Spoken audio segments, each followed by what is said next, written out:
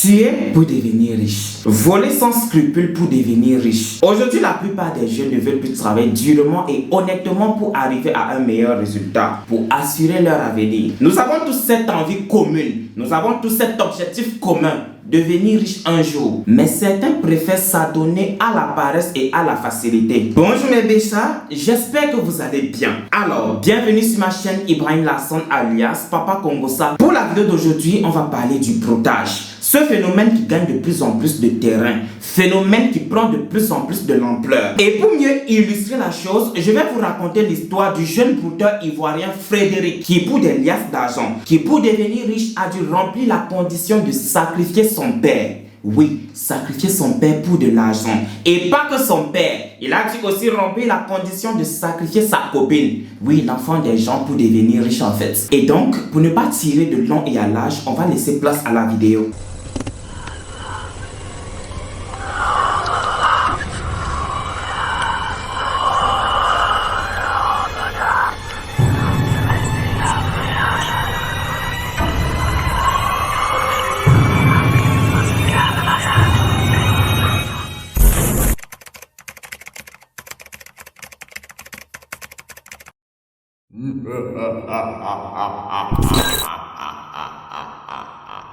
Notre histoire d'aujourd'hui prend place en Côte d'Ivoire dans la commune de Yopougon où vit Frédéric, 23 ans, avec ses parents et sa sœur. Je ne saurais vous dire, je ne saurais spécifier, je ne saurais préciser si Frédéric a grandi dans une extrême pauvreté ou si ses parents avaient effectivement assez de moyens mais auraient tout de même refusé, auraient tout de même décidé de ne pas subvenir à ses besoins. Ce qui l'aurait poussé très vite à emprunter le chemin de la facilité. En 2015, alors qu'il n'a que 17 ans, Frédéric va se lancer dans une activité sombre communément appelée le broutage. Je vois déjà certains brouteurs se la ramener, se pointer en commentaire pour me dire bah c'est qui cet énergumène qui se permet de s'asseoir, qui se tape le luxe de venir qualifier notre gagne-pain d'activité illégale, d'activité sombre, alors que nous, on fait un travail totalement légal. En plus, on va te dire un truc, c'est la dette coloniale. Si je me permets, si je me tape le luxe de venir m'asseoir et de qualifier ce soit du gagne-pain d'activité sombre, c'est parce que c'est le cas. Dans la mesure où ces gens s'enrichissent au détriment de la souffrance des autres. En gros, le broutage est une activité qui consiste à arnaquer ou escroquer des honnêtes citoyens. Ou comme Brandy l'a dit, pour escroquer des gens, parce que même les escrocs se font aussi escroquer. En 2016, après s'être fait initier dans le métier, dans la profession de brouteur et ce par ses amis, Frédéric va tout de même réussir à se faire un peu d'argent. Mais pour lui, cet argent n'est clairement pas suffisant pour la vie paradisiaque dont il rêve. Car au cas où vous ne le saviez pas, ces brouteurs à leur début souffrent énormément, galèrent énormément. Ils doivent se contenter des petits transferts effectués par leurs victimes. L'année 2016 fut tout de même une année plus ou moins prometteuse pour Frédéric, contrairement à l'année 2017 qui fut pour lui une année complètement morte. Tout simplement parce qu'il n'avait pas encore compris tous les rouages du métier, c'est-à-dire qu'il ne détenait pas encore le véritable secret du broutage. Mais aussi parce que les victimes avaient déjà connaissance de certains moyens utilisés pour les avoir, comme les faux profils toujours à la recherche du grand amour, les faux héritiers prêts à mourir sur leur lit d'hôpital et prêts à léguer leur fortune au premier venu ou au premier inconnu, les pseudo Samuel et Georgette Teto qui passent leur temps à demander de l'argent comme s'ils n'en ont pas, les pseudo Michael Jackson et Didier Arafat qui ressuscitent à n'importe quel moment pour demander de l'argent du taxi. En 2018, après avoir passé toute une année les poches vides, Frédéric va exprimer son ras-le-bol.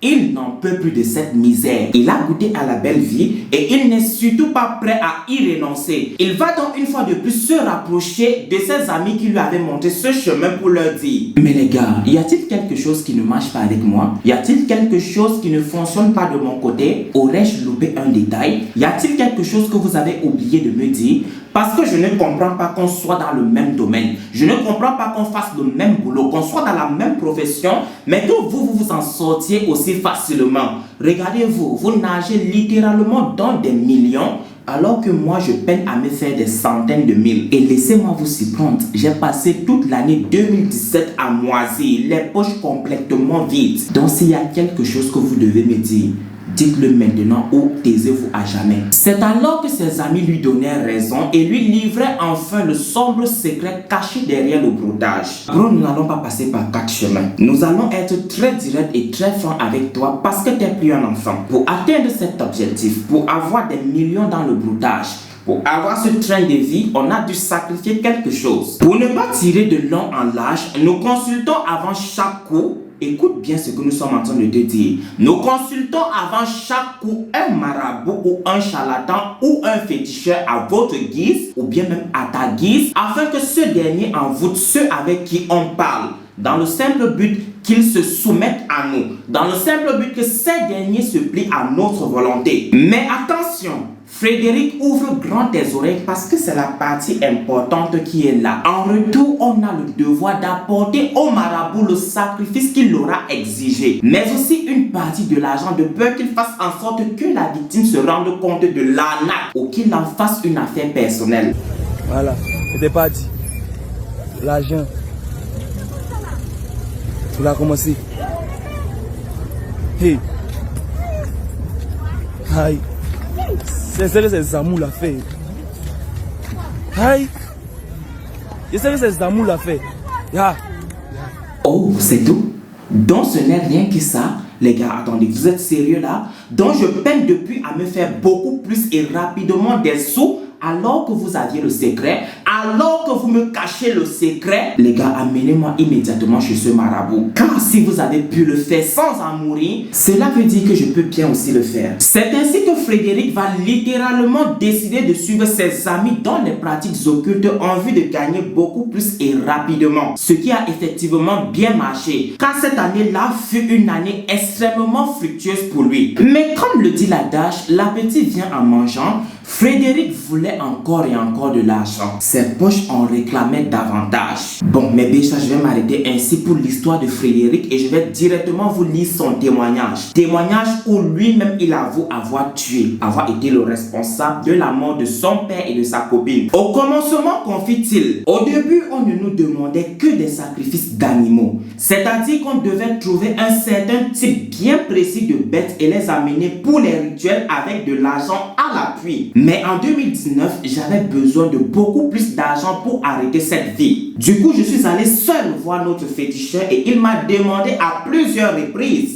si j'étais prêt à faire le grand saut. Tout de suite et sans réfléchir, j'ai répondu oui, sans me douter que c'était un piège. Il m'a remis un objet bizarre et m'a demandé de le jeter sur le toit de la maison. Mais avant ceci, il m'a fait faire un bain avec une eau un peu bizarre. Arrivé chez moi où je vis avec mes parents et ma soeur, j'ai tout de suite appliqué ce qu'il m'avait demandé. Sans tarder, le mois qui a suivi, j'ai reçu 60 millions de francs CFA de mon blanc. J'étais extrêmement heureux. Mais en décembre, alors que j'étais parti en Tunisie passer un test pour aller jouer au football en Europe, j'ai reçu un appel de la maison m'annonçant le décès de mon papa. Comme quoi, quand le diable te donne une miette de pain, attends-toi qu'il te redemande en retour toute une boulangerie. À bon entendeur, salut. Je suis devenu froid. Je ne pouvais pas comprendre que mon père, rempli de vie et de santé, pourrait me quitter du jour au lendemain. On a fait ses funérailles en décembre. Je n'avais pas fini mon deuil et 3 mois plus tard, ma copine décède d'un cancer des os. J'ai failli devenir fou. C'était comme si j'avais tout perdu et c'est après son décès que je me suis rendu compte que j'étais pour quelque chose dans ces événements tragiques. Frédéric veut dire par ici qu'après avoir reconsulté son marabout, il a compris qu'il était le responsable de ces malheurs qui s'abattaient dans sa famille en fait. Et je ne pense pas que cela est près de s'arrêter d'aussitôt. Parce qu'en aucun cas, Frédéric n'a mentionné s'être confié à un pasteur en fait. L'argent est bon, mais la famille avant tout. Je m'en veux pour tout, mais je ne peux pas revenir en arrière. Aujourd'hui, j'ai mal parce que j'ai perdu 2 personnes qui me coûtaient cher. Je n'ai même pas pu réaliser quelque chose avec tout cet argent.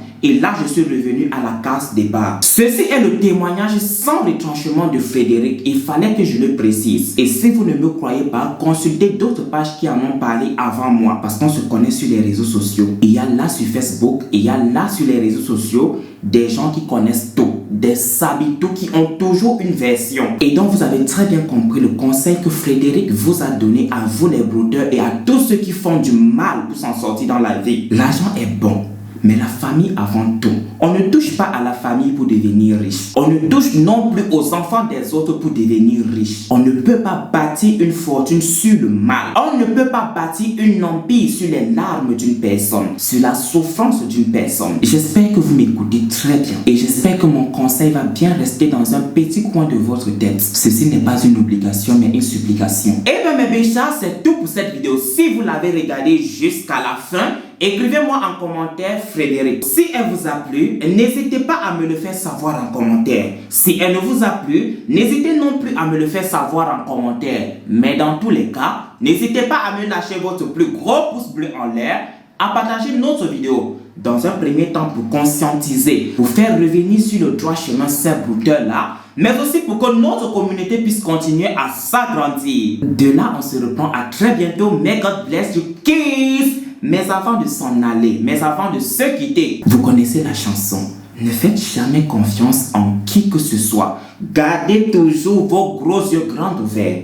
Car c'est votre propre orteil qui joue aux innocents. Je dis que c'est votre propre orteil qui joue aux innocents, qui finira un jour par vous trahir, qui finira un jour par percer votre chaussure. Mais vraiment, on a beaucoup de souffrance, on a beaucoup eu la tort, on est souffert, on est tellement souffert maintenant. Mais vraiment, on a beaucoup de souffrance, on a beaucoup eu la tort, on est souffert, on est tellement souffert maintenant.